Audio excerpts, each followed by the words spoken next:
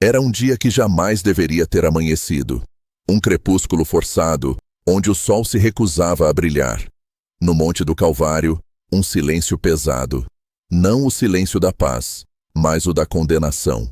No centro de tudo, uma figura se erguia, exausta, carregando não apenas a madeira bruta, mas o peso de uma maldição ancestral. A cada respiração, um atestado da agonia que se desenrolava. Seus olhos, antes cheios de compaixão, agora fixos em um destino inevitável.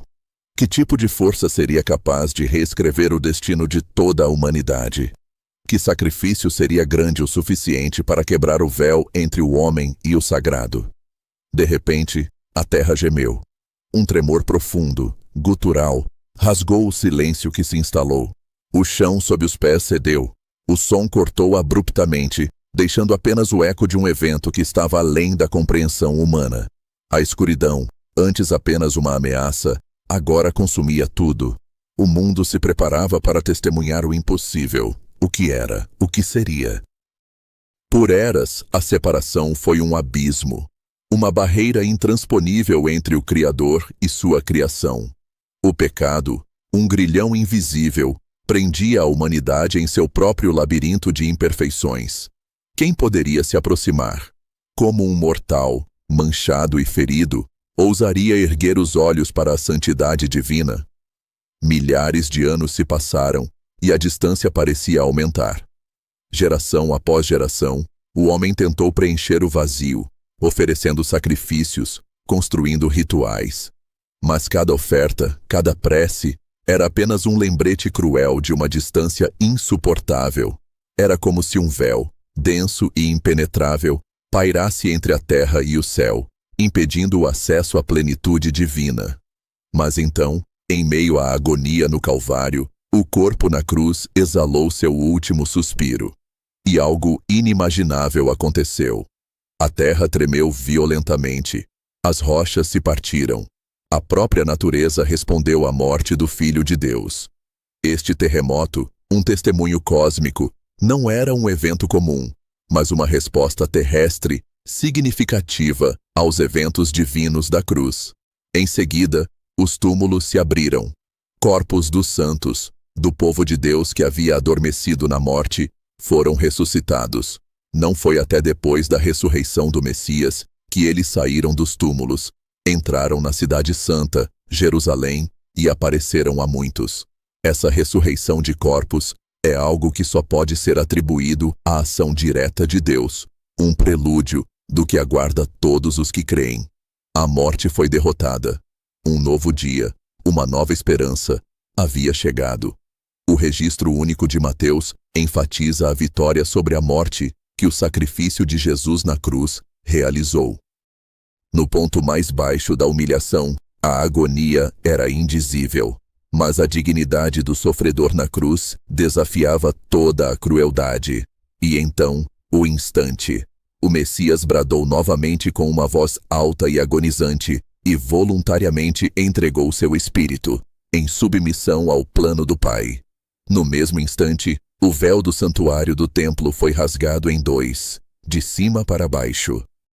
Essa cortina, feita de material azul, púrpura, escarlate e linho retorcido, era a única coisa que separava a área sagrada da área mais sagrada do templo. Ela era uma ilustração clara da separação entre Deus e o homem. O livro de Hebreus nos diz que um véu separava o santo do sagrado, o lugar terrestre da presença de Deus do resto do templo, onde os homens habitam. O véu pendurado no templo serviu como um lembrete constante de que o pecado tornava os humanos indignos de estar na presença de Deus. As ofertas pelo pecado eram apresentadas anualmente, e inúmeros sacrifícios diários ilustravam que o pecado não poderia ser expiado ou erradicado por meros sacrifícios de animais. Mas por causa do que Jesus Cristo fez na cruz, as barreiras que separavam Deus e as pessoas foram destruídas. Agora, como cremos em sua obra consumada, participamos de seu sacerdócio superior e podemos entrar no Santo dos Santos. Temos confiança para entrar no lugar santíssimo pelo sangue de Jesus, por um novo e vivo caminho, aberto para nós através do véu, que é seu corpo. O corpo de Jesus foi rasgado e assim foi o véu. Ambos significam que agora podemos nos aproximar corajosamente de Deus. Temos um sumo sacerdote que preside os tribunais celestiais para garantir que o crente tenha acesso total. A pesada cortina de tecido que separava as duas salas principais do templo foi destruída por uma mão invisível, de cima para baixo. A morte do Filho de Deus também foi acompanhada por tremores massivos no mundo natural, como se houvesse algum tipo de conexão emocional entre a criação inanimada e aquele que a fez. E não foi só isso. A partir do meio-dia, da 6ª hora, houve uma escuridão espessa sobre toda a terra até a 9ª hora. Esta escuridão sobrenatural apareceu quando o sol estava mais brilhante. Não poderia ter sido criada por um eclipse, pois a lua estava cheia e não pode se interpor entre a terra e o sol nessa fase. A rápida intervenção de Deus não apenas trouxe essa escuridão. Ela cumpriu a Escritura, como em Amós 8:9. Acontecerá naquele dia, diz o Senhor Deus, que farei o sol se pôr ao meio-dia e escurecer a terra em plena luz do dia. A escuridão ocorrendo em um momento tão crítico pode significar várias coisas. Primeiro, a escuridão era associada na antiguidade ao luto. Segundo, ela também estava associada à morte de grandes homens, tanto gentios quanto judeus, que poderiam entender a escuridão como um sinal cósmico que acompanha a morte de um rei. Além disso, e crucialmente, a escuridão era um sinal do julgamento de Deus.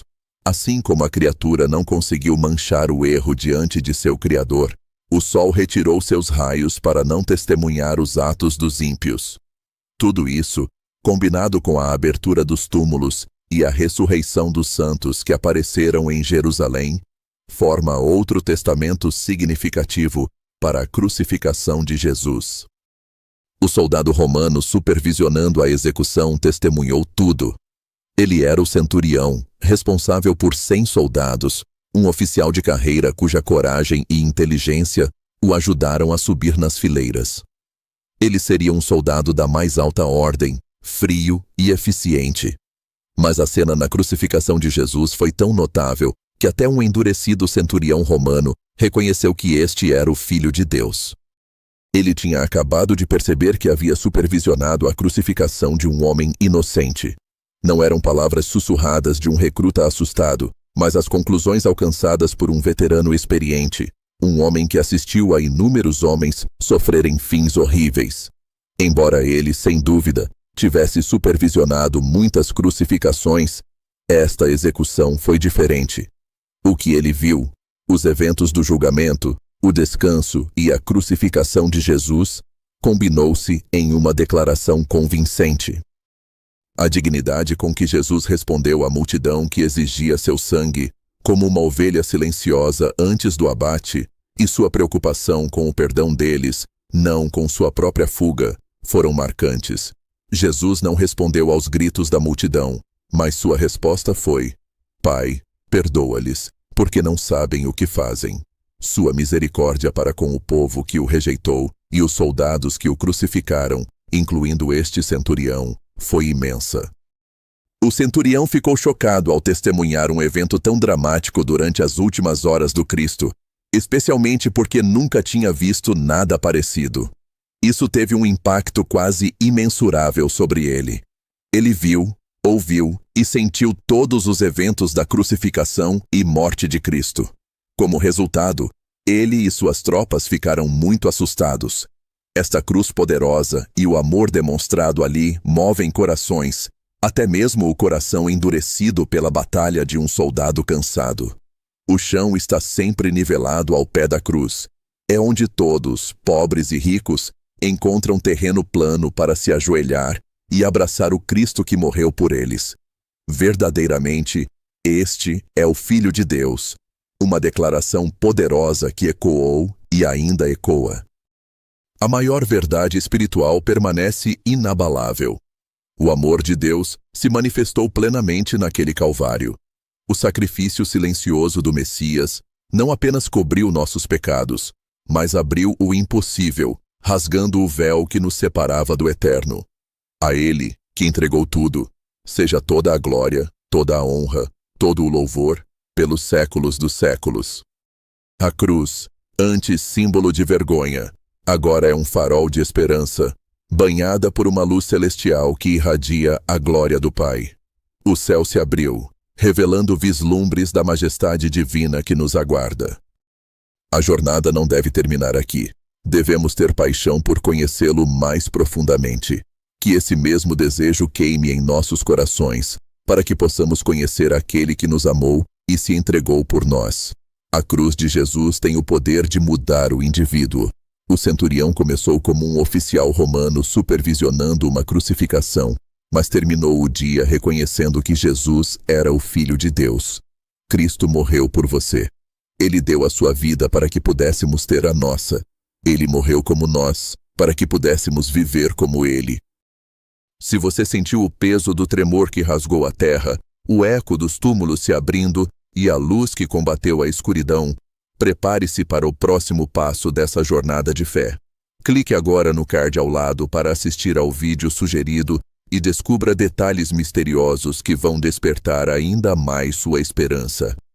Deixe o seu like para fortalecer nossa comunidade e inscreva-se no canal. É grátis e é o melhor jeito de não perder nenhuma mensagem poderosa. Conte nos comentários qual imagem mais impactou o seu coração e compartilhe um testemunho de transformação. Sua participação faz toda a diferença e alimenta a nossa missão de levar luz a cada canto. Até lá, que o sacrifício silencioso continue a ressoar em sua vida e nos vemos no próximo vídeo. E que Deus te abençoe.